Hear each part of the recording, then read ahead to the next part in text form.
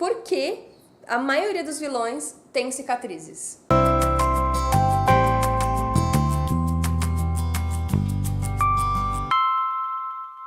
Por que esse é um recurso tão utilizado, né? Scar do Rei Leão, Darth Vader, Ben Solo, quase nada. Quase nada. Quase nada. Tinha cicatriz. Tinha cicatriz no rosto.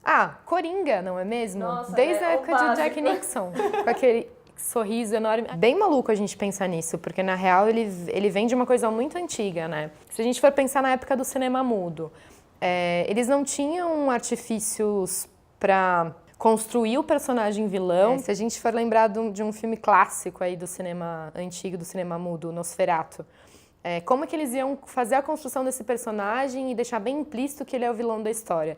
Então, esse uso assim da cicatriz ou da doença de pele para diferenciar o vilão do mocinho é uma coisa que é muito mais antiga do que a gente pode imaginar.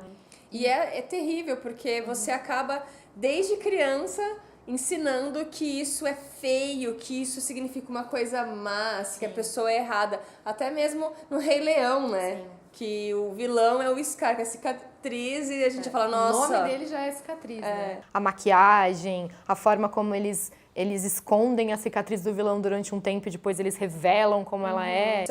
O filme da Mulher Maravilha, que a vilã, ela tem o rosto coberto como se ela não tivesse uma parte dele, né? Tava assistindo Gotham esses dias também e tava tendo uma cena de um vilão que ele é uma pessoa que hipnotiza as pessoas. E aí ele hipnotiza um cara na rua para ele mandar uma mensagem pro James Gordon, que ainda não é o comissário no universo do Batman. E aí tem um diálogo muito esquisito, que é assim, tem dois policiais, eles olham pra esse personagem que é albino e tá vestindo um terno branco, e aí eles olham pra ele no meio da rua e falam, mesmo pra Gotham, aquele cara não é muito mais estranho do que a gente costuma ver? É muito errado, né?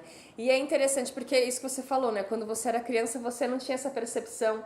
E as pessoas não têm, porque é uma coisa já tão natural de se identificar o vilão, que você só para pensar quando de fato você tem alguma alteração no seu corpo e você se identifica e você fala, nossa, eu sou comparada às vezes com um vilão, com uma situação errada, e como isso também contribui para que as pessoas se escondam e tenham vergonha das marcas e queiram maquiar. Sim. Tem até uns estudos que a gente vai trazer aqui no papo, mas que tem um que fala sobre a construção de personagens da Disney e como eles... e como beleza é igual a bondade nos filmes, que a Disney por muito tempo usou do estereótipo da pessoa mais velha, né, do idoso, como uma pessoa ruim, que era a madrasta má. E como que isso também causa uma percepção diferente para as pessoas. E se você acha que a nossa discussão não tem embasamento de fatos, meus amigos, trazemos publicações científicas de portais famosos. Um estudo que ele foi publicado no JAMA. O JAMA, para quem não conhece, é uma das publicações mais influentes na área de saúde da pele.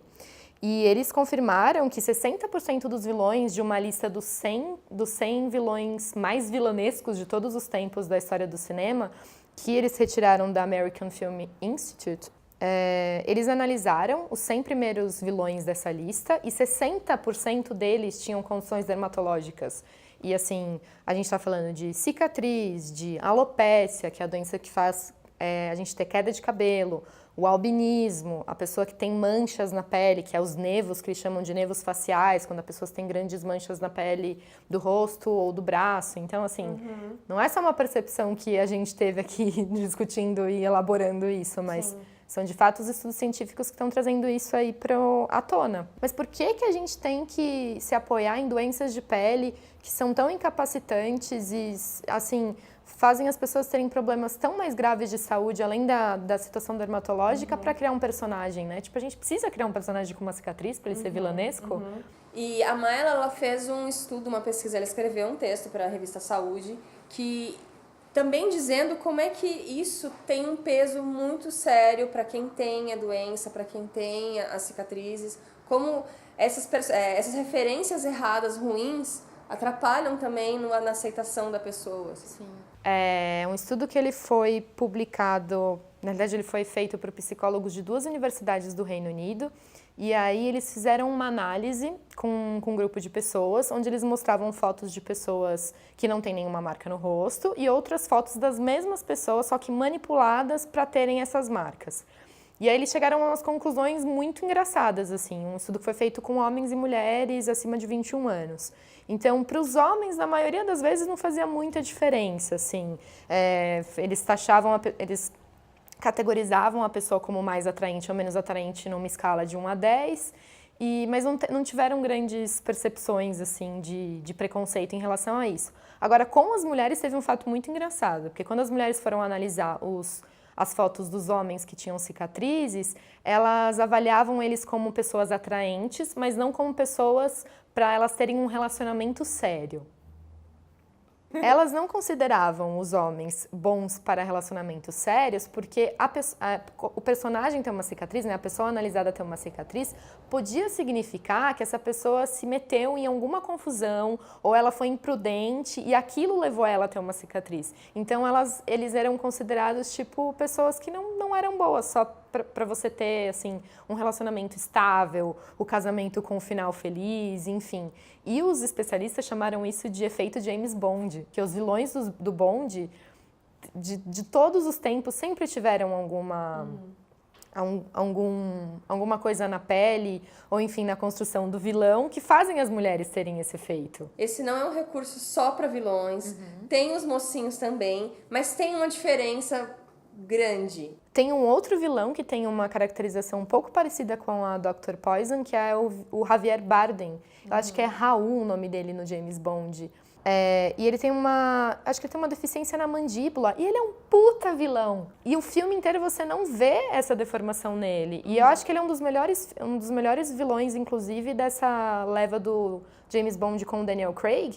E aí, no final do filme, o que eles fazem? Eles me mostram que o cara tem uma deformação com algum tipo de ácido e ele tem uma deformação na mandíbula. E por quê? Eu já fiquei com medo dele o filme inteiro. Não precisava chegar no final e fazer isso. E é uma reeducação nisso, porque é isso também na rua. E entram várias outras questões de cor de pele e tudo mais. Por que... fulano, mas... Gente, ele é tão inofensivo, né? Então loirinho, imagina, você não faz nada pra ninguém. E às vezes é puta de um vilão. E eu acho que deveria mais focar nesse jogo de todo mundo pode ser, e não o gótico com a cicatriz, sabe? Sim, exato. Se você lembrar de algum, com certeza vocês vão achar vários vilões. Comenta aqui, porque a gente deu um branco. Sem cicatriz. Vamos fazer 2 listas e a gente vai depois fazer um estudo nosso científico de quantos vilões com cicatriz que vocês lembram e quantos sem. Que a gente até tá com dificuldade de a gente fez uma lista, eu esqueci o papel em algum lugar. A gente fez uma ainda bem que você lembra do quase nada, que eu fiquei tão feliz. Falei, nossa, quase um latino. Bom, e é isso e até a próxima.